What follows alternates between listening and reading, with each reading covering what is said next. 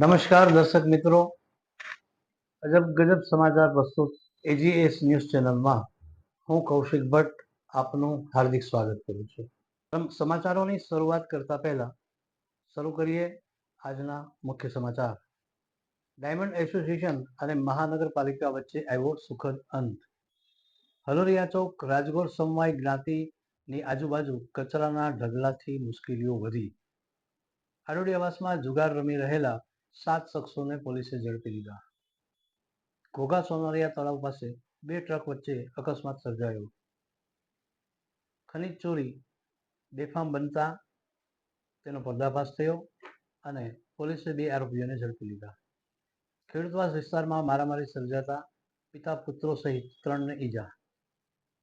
કુમારવાડામાં બાનુબેનની વાડી શેરી નંબર 4માં રહેતા શખ્સને લોકોએ ધોકા વડે માર માર્યો.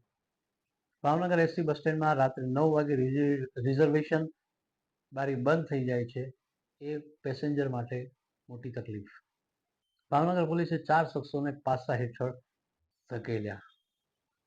ખેડૂતવાસ વિસ્તારમાં બાઇક ચલાવવાના મામલે એક શખ્સને માર માર્યો. ભાવનગરમાં ગેરકાયદેસર કનેક્શન ઉપર વોટર વર્ક્સ વિભાગે બોલાવ્યો સપાટો. ઘોઘા નજીક આવેલા રિસોર્ટમાં સ્વિમિંગ પુલમાં યુવતી ડૂબી જતા સારવાર માટે ભાવનગર સરપંચ હોસ્પિટલમાં ખસેડાઈ. ગારિયાધાર તાલુકાના રાજકારણમાં આવ્યો ગરમાવો. શહેર ભાજપ પ્રમુખે કર્યો આક્ષેપ, અન્યના કારણે કામો પ્રત્યે બેદરકારી. અહીં મુખ્ય સમાચારો પૂર્ણ કરીએ છીએ. વધુ સમાચારો સાથે ફરી મળીશું. ત્યાં સુધી જોતા રહો એજીએસ ન્યૂઝ ચેનલ.